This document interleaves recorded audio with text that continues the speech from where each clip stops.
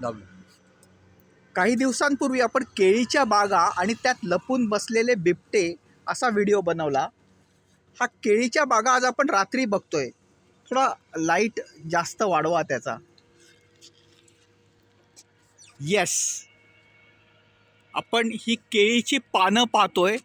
या व्हिडिओचा विषयच असा आहे, मागचा व्हिडिओ पाहून बऱ्याच मित्रांनी मला सजेस्ट केलं की तू केळीची पानं दाखव, कारण केळीची पानं ही वॉटरप्रूफ असतात, डिस्पोजेबल असतात. तर त्याचा एक प्लेट्स म्हणून, म्हणजे खाण्याच्या प्लेट्स म्हणून दक्षिण भारतामध्ये त्याचा वापर केला जातो. विशेषतः इडली सांबार त्याच्यावर सर्व केलं जातं.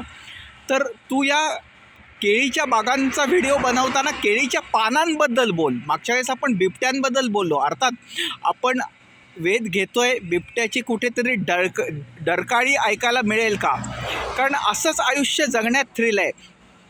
मागच्या व्हिडिओमध्ये आपण केळीच्या बागा दिवसा दाखवल्या होत्या. आज आपण या केळीच्या बागा रात्री दाखवतोय. आपण जळगावजवळ आहोत. केळी इथलं वैशिष्ट्य आहे आणि रात्री फिरण्यातच थ्रिल आहे. बरेच मित्र मला म्हणाले, अरे रात्री कुठे जायचं, बिबटा येऊ शकतो. बिबटा अपॉइंटमेंट घेऊन येत नाही, लक्षात ठेवा. आणि जोपर्यंत तुम्ही रूमच्या बाहेर पडत नाही तोपर्यंत तुम्ही आयुष्याचं थ्रिल अनुभवत नाही, आयुष्याची किक अनुभवत नाही. येस, मान्य आहे 1% धोका आहे, पण 99% बिबटा येणार नाही. आणि आला तर काय करायचं हा पुढचा भाग. पण शेवटी धोका पत्करला तरच तुम्ही आनंदाने आणि काहीतरी एक वेगळं आयुष्य जगू शकता. नाहीतर ज्याला म्हणतात ना, रोज मरे त्याला कोण रडे. जर थ्रिलिंग आयुष्य जगायचं असेल, आपण या भागा जवळून बघतोय, थ्रिलिंग आयुष्य जगायचं असेल तर रिस्क घ्यायलाच हवी. एनिवे, आपण पुन्हा केळीच्या पानांकडे येऊ. ही केळीची पानं डिस्पोजेबल असतात.